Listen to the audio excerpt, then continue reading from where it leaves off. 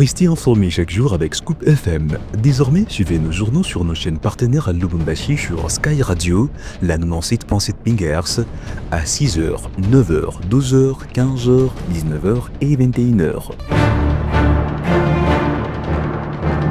Suivez-nous également sur la radio communautaire Moïseni chaque jour à 9h05, 10h03 et 21h juste. Le journal du Scoop FM passe aussi sur Kipushi 24 Radio à 8h30, 12h30, 16h juste, 18h30 et 21h30.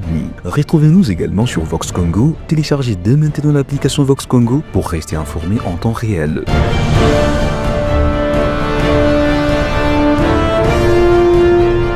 Scoop FM, suivez-nous sur notre page Facebook et sur notre chaîne YouTube pour tout savoir sur l'actualité locale, provinciale, nationale et internationale. Scoop FM, la neutralité réelle. La neutralité réelle.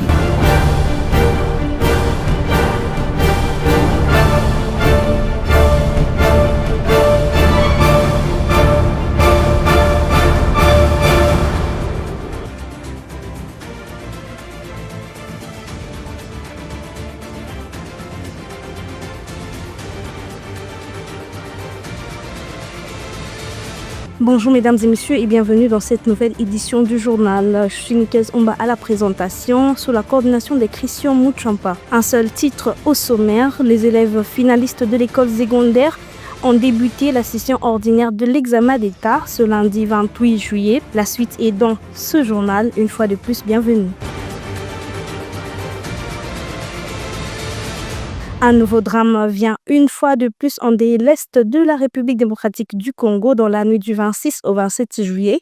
Un massacre d'une rare violence a été commis dans la cité de Komanda, territoire d'Iruru, province de l'Ituri. Les forces armées de la République démocratique du Congo ont confirmé l'information dimanche à travers un communiqué officiel en imputant la responsabilité de l'attaque aux rebelles ougandais des ADF. Le lieutenant Jules Chikoudi Gongo, porte-parole du secteur opérationnel de l'Ituri, a précisé que plus de 40 civils ont été tués à la machette au cours d'une veillée de prière dans une église locale. D'autres fidèles ont été grièvement blessés. Ce massacre s'ajoute à une série d'attaques répétées qui continuent de viser les populations civiles dans cette région marquée par une insécurité chronique. Faisons suite à l'instruction du président de la République lors de la 13e réunion du Conseil des ministres. 2 dossiers cruciaux relevant du secteur de la communication et médias ont été présentés par le ministre Patrick Muyaya vendredi 25 juillet au cours de la 53e réunion du Conseil des ministres. Les détails sont à suivre avec Gracia Akilimali. Ces propositions ont été examinées puis adoptées, marquant un tournant décisif pour la modernisation de l'audiovisuel public et l'assainissement du secteur médiatique en République démocratique du Congo. Le premier point, rapport sur l'effectivité de la collecte de la redevance audiovisuelle par le télédistributeur. Le ministre Muyaya a présenté les avancées significatives enregistrées entre 2024 et 2025.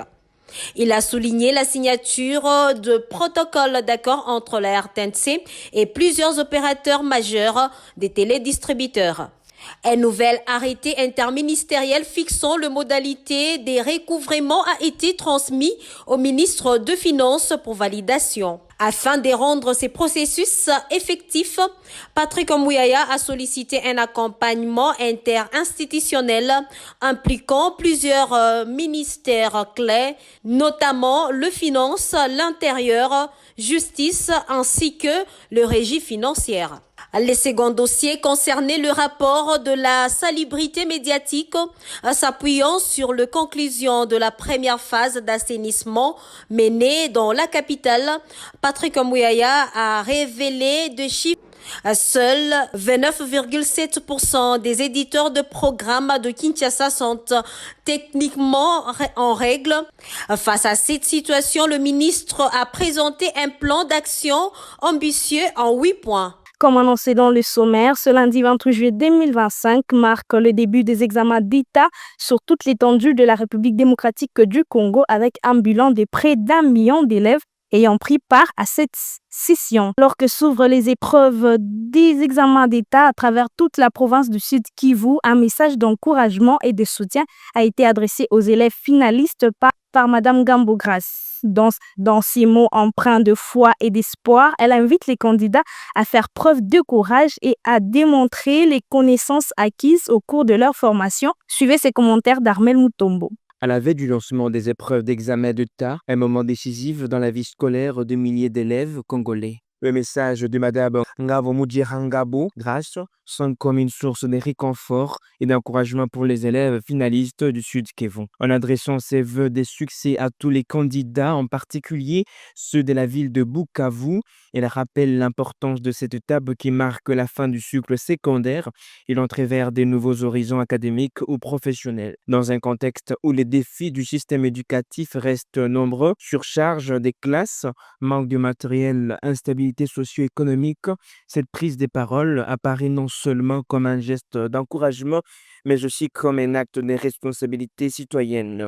En affirmant sa foi en la réussite des élèves, Madame Ngabo Grace vient insuffler une dose d'espoir et de motivation à cette jeunesse en quête d'avenir. Toujours dans le même ordre d'idées, le gouverneur ad intérim de la province du Haut-Katanga, Martin Kazembe Choula, a lancé ce lundi 28 juillet les épreuves ordinaires des examens d'État édition 2024-2025 à l'école Twendeli dans la ville de Lubumbashi, sud de la République démocratique du Congo.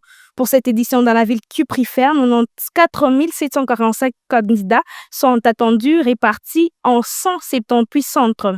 Dans son mot de circonstance, l'inspecteur provincial à l'éducation Nicolas Nyangwe souligne que, contrairement aux années précédentes, pour cette session, le ministère a instauré l'intelligence artificielle à la correction des examens. Pour ces derniers titres, le procès de François Béa, l'ancien conseiller spécial en matière de sécurité du président Félix Tshisekedi, touche à sa fin.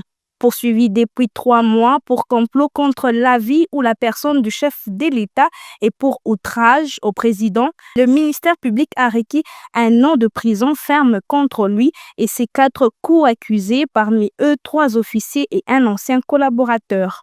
Figure influente des cercles sécuritaires, François Béa réside désormais en France où il a été évacué pour raison de santé en août 2022. Bien avant de clore cette édition, place à la revue de presse avec Gloire Diboué. Un très grand plaisir de vous retrouver, mesdames et messieurs, bonjour et bienvenue à cette revue de presse que nous ouvrons par ces titres de Radio Capi.net. Plus d'1 million de candidats prennent part à la 58e session ordinaire de l'examen d'État 2025. Au moins 1 079 341 candidats du cycle long, dont près de 43% des filles, ainsi que 6 022 autres du cycle court, dont environ 17% des filles, participent à la 58e session ordinaire de l'examen d'État édition 2025. Ils sont répartis dans 3165 centres à travers les pays et 13 autres à l'étranger. Comparé à la session de 2024, cette année scolaire connaît une augmentation de 177 054 candidats, soit une hausse de 12,2%. Le ministère de l'Éducation nationale a également mis en place 2 centres modernes de scannage des copies, l'un à Mbujimaï, l'autre à Lubumbashi. Grâce à la plateforme e-diplôme, chaque titre académique devient désormais infalsifiable, traçable et disponible à vie. Un simple QR code ou un lien sécurisé permet aux universités, ambassades et employeurs de vérifier l'authenticité d'un diplôme, poursuit ces tabloïds. De sa part, RTNC pensait des titres Ituri, 40 civils tués dans une attaque des ADF dans une église à Irumu, communication des FARDC. Plus de 40 civils tués et plusieurs blessés graves, tel est le bilan officiel de l'attaque des ADF au territoire d'Irumu en Ituri, comme l'a précisé l'armée congolaise. Les forces armées de la République démocratique du Congo, FARDC, portent à la connaissance de l'opinion publique qu'un massacre de grande ampleur a été perpétré dans la nuit du 26 au 27 juillet à Komanda, agglomération du territoire d'Irumu dans la province de l'Ituri par les terroristes ADF, MTF, ISCAP. En pleine veillée des prières dans une église locale, une quarantaine de civils ont été surpris et fauchés à la machette et plusieurs autres grièvement blessés. Pourchassés en profondeur et traqués en permanence par les FARDC et l'UPDF dans les territoires d'Irumu et Massamba, ces terroristes ont choisi de se venger sur des paisibles populations sans défense en vue de répandre la terreur et de détourner l'opération conjointe de ses objectifs, peut-on lire sur ces communiqués signés le 27 juillet 2025. Mesdames et messieurs, ainsi prend fin cette revue de presse sur votre radio. Merci à tous de nous avoir suivis. Prochain rendez-vous demain. Au revoir.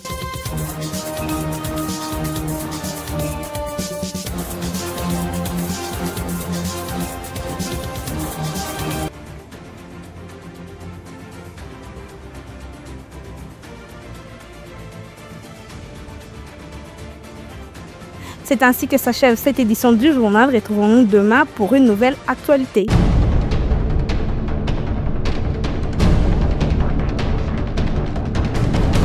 Restez informés chaque jour avec Scoop FM. Désormais, suivez nos journaux sur nos chaînes partenaires à Lubumbashi sur Sky Radio, la 97.7 MHz, à 6h, 9h, 12h, 15h, 19h et 21h. Suivez-nous également sur la radio communautaire Moïseni chaque jour à 9h05, 10h03 et 21h juste. Le journal du Scoop FM passe aussi sur Kipushi 24 Radio à 8h30, 12h30, 16h juste, 18h30 et 21h30. Retrouvez-nous également sur Vox Congo. Téléchargez dès maintenant l'application Vox Congo pour rester informé en temps réel.